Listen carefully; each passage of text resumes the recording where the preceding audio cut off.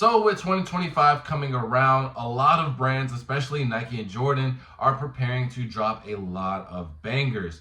Now, a lot of these bangers are going to be some nostalgic classics, and some might say some grails as well. So in 2024, I do think that they tried to prep us a little bit by reviving some old retro sneaker lines. So in today's video, I got 5 bangers for you, and we're going to figure out which one is the best retro sneaker of the year. So I'm gonna go each individual shoe and give you my opinion on them, and then at the end of the video I'm gonna rank them for you. And if you don't see the shoe that you think that should be winning retro sneaker of the year, let me know in the comment section below, and then also let me know which one you think out of the 5 that I'm about to do. So with that being said, let's get straight into it. So the first one we got is the Nike Air DT Max 96, or the Deion Sanders that everybody knows about. And honestly, Nike does a lot of things where I just think their timing is so off. They always release the Halloween shoes a week before or the day of, and they're a sneakers exclusive, so we don't get it until after Halloween. Same thing with a whole bunch of holidays. They do it with Valentine's Day every year. But I think dropping these around this time was perfect, because obviously Deion Sanders has been killing it at Colorado, especially with last year. He got a little backlash because had super high expectations and did his best, but now they had a very good season. I think they were like 9-2 or something like that, but they had a very good winning record. And then Travis, he just won Heisman, so he's doing really good. And then his son Shador is probably going to be getting drafted in that top 5 section. So definitely did good, and I think re-releasing his shoes when the hype and the spotlight is directly on him was very good, and very good timing by Nike. So shout out to them. Now again, this shoe is probably out of my age range. I ain't gonna lie to you. I have no connections to this whatsoever. However, I do know some old heads, and boy, do they love these. I ain't gonna lie to you. Now, me personally, they're just heavy and bulky, and I wear 13/14, so it's just an automatic no for me. But the colorways that they dropped were good, because even the LeBron one that they dropped, it almost had me. I ain't gonna lie, it almost had me. And for you to do that, where I have just no intentions of buying it and I'm not connected to it whatsoever, and it just still almost gets me to the point where I want to buy it, I think they did a really good job with that. A lot of the colorways have been good as well. I'm not too familiar with what was dropped previously. I know there were some new colorways, but the ones that they've been dropping, those were good. And I think everybody who wanted them appreciated it, and they were also able to get, but not flooding the market with them too. Because I think Nike kind of, this has a niche demographic to it, so it's no point in just flooding the retail stores with them. So I think this is a really good contender. Next, we have the Nike Air Foamposite 1s. I think this is another shoe where it just has a certain niche demographic to it. Now, I know the DMV, they love them, and I know a certain age group loves them as well. Now, I live in Texas, and my age group, I ain't gonna lie, when we was in high school, if you saw somebody wearing Foamposites, you just knew he was a dangerous guy. You just stayed away from people like that. So I do think that they did drop all the bangers. I know they dropped the Penny Hardaway ones. I know they dropped the copper ones. I know those were 2 of the ones that a lot of people really liked. And again, I think it was Nike did a good job of doing it as well, right? They didn't flood it, but it was also kind of put the groundwork in. You were able to get it. But it wasn't just flooded and forced upon people. So I do think that they did a really good job on that. And I think a lot of people, I feel like Foamposites, those always have a cultural, like, in sneaker culture. Whether you like them or not, I feel like you can always respect them. Like, with our generation, we have like around Foamposites, and they're just always so funny.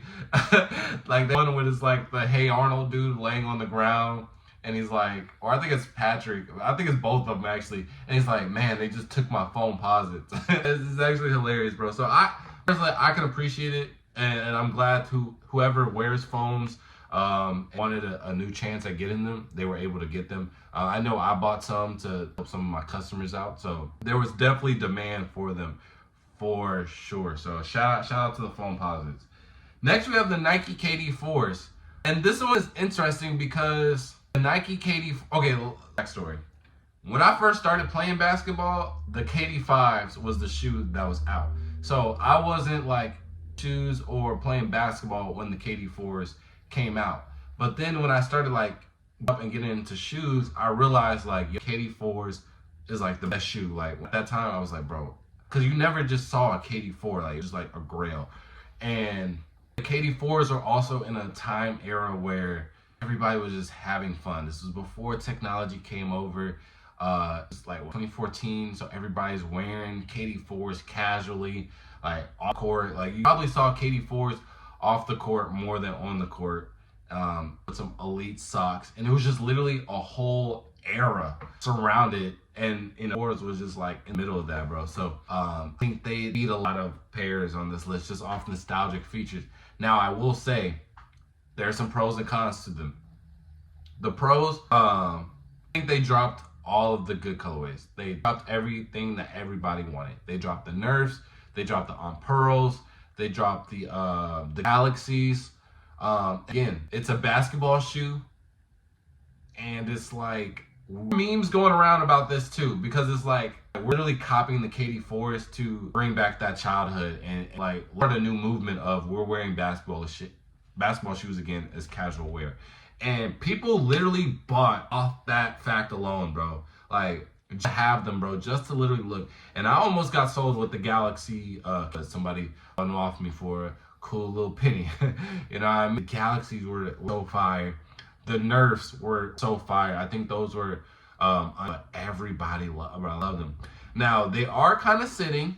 You still go into certain stores and depend on the size. Probably like anything below an 11, though. But they're definitely still in stores like the Nerfs. The Galaxies are gone. But it's certain shoes that, but I think it just revived something in the sneaker culture just for a brief little moment, bro. And I think everybody was just like, whether they bought it or not, I think everybody was pleased at the fact that they were being re-released. And I think everybody appreciated that, regardless of if they bought it or not. And again, it's 2024, so it's really hard to justify purchasing a basketball shoe knowing you're not really playing basketball in them, and kind of doing it off of nostalgic purposes, even though the nostalgic is just so high, like you can't even deny it. Like it makes you want to buy it, bro. I think the KD4s are really up there for me. I ain't gonna lie to you. I really like them, and I'm kind of disappointed that I didn't keep the Galaxy KD4s when I could have had them. It's crazy. Look what that money maker. But anyways, next shoe we got is the Nike Kobe 8s. I think by the time they started releasing these, it was how should I put this? Because I think the first Kobe 8 was that Venice Beach. They came out with two other shoes. They came out with the Italian camos and then the Phillies. I'm missing Kobe 8 before that. Please let me know. But I'll put it like this. All the hoopers that I talk to, these are hoopers at the collegiate level, overseas, etc. The Kobe 8s aren't really high on their list performance-wise. They never really gravitate towards the Kobe 8s. They don't really like it performance-wise. They do love the 5s and the 6s, though. And then, people like to be different and get the 4s. It is what it is, right? But 8s is just, and even when I reviewed a couple of them, I just felt that they were cheap. Just felt cheap compared to the other Kobe's, especially when they released that pack. There was a Kobe 8 before. I think it was that the Halos. Those were those were 9s. But ones they did the 8s too. I think, yeah, the 8s and the 9s. So they did that. They did the colored ones with the numbers. I think that was terrible. I don't know who asked for that. That was terrible. And then the whole pack of the red, the blue, the gray, those are just trash. They felt cheap. You can literally go buy them in stores right now, and it's for a reason. And also the hype around Kobe's is low-key dead now. I think people are, understanding, peace, that he's gone, and it's the hype is kind of over. First died, it ran for 2-3 years. Boom, everybody trying to cop Kobe's. Everybody trying to say he might go. I look up to him, etc., etc.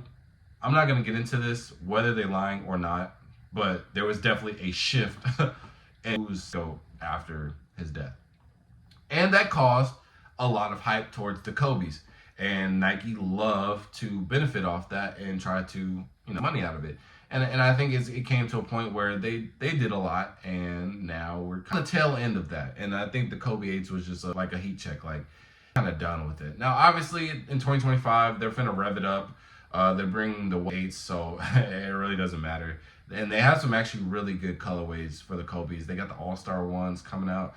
Those are fire too. But yeah, man, I just don't think anybody was crazy about the Kobe 8s. I ain't gonna lie to you. And they just feel cheap.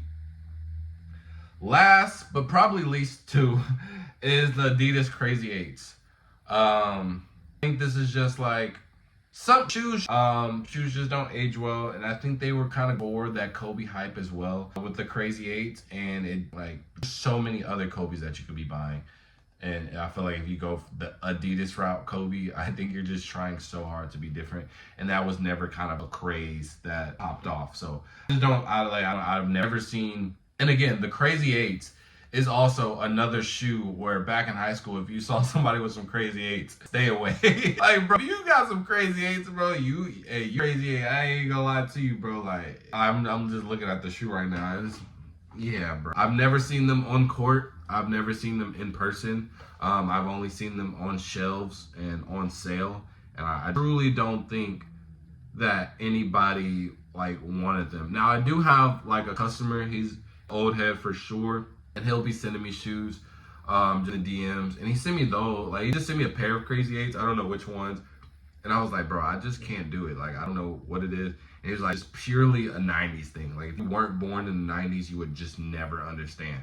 And it's like, all right, I wasn't born in the 90s, so it's just not for me. But with that, I just think that back in the 90s, I still think there was only like select few that was rocking them. Compared to like Dion's and the foams, like had their run for sure. So it was definitely an era where people were wearing foams and Dion's, from my knowledge. Now the Crazy 8s, I don't have any recollection of a Crazy 8 era, but some Dion's and some foams for sure. So that's it for all 5. And if I had to rank them, I gotta put the KD4 as number 1, bro. I think they'll win the retro sneaker line of the year. Next, probably do the Dion's. I just think it was just perfectly dropped. And with the hype surrounding around Dion himself and his kids, I think it's perfect. With him doing just historical things, I think it's just a perfect time to drop, and it potentially have value down the line, and it gives people a chance to just have. Next on my list is going to be the Foamposites. I put it just right below the Dion's because it's just one of those shoes where it's like it always has its fit in sneaker culture. Now again, I don't think nobody was really excited for it except for the, I guess the DMV and the few people that do enjoy Foamposites. But it's just right under Dion because Dion is just in that spotlight right now. And there's no one really backing up Foamposites, nor do I think it really fits in our, fashion time since right now. But I can always respect Foamposites, so that is just right below the Dion's. Next, I have the Kobe 8s. The reason I have it so low is just because I think we're getting fatigue from the Kobe's, and now we're just kind of, unless they're really either like the 5s, the 6s, or even the 4s, then we really don't want them, especially if you're going to give us lazy colorways, which I think majority of the Kobe 8s that released outside of the Venice Beaches were just really lackluster and lazy, and it's just really cheap, low quality, really low performance wise. So I don't really have them that high for me. A lot of the players that I sell to wasn't really on the radar for them. So Kobe 8s is going to be 4th. And then last and least is the Crazy 8s. I just think there are just certain shoes that don't age well, and this is one of them. I don't ever see them having a fashion comeback. But that is it for my ranking and my list. So you guys can let me know which shoe you think deserves to have the best retro sneaker. And if there wasn't a shoe that was mentioned in this video, please let me know in the comment section below. So make sure to like, comment, subscribe, share with your friends. And even if you didn't like my opinions, man, I also make videos where I be giving out shoes and my clothing brand, what you see on my body right now, out to the homeless, just so I can be able to spread that same enjoyment that we all have with sneakers. So just help your boy out, help them out. And with that being said, I'll see y'all in the next video. Peace.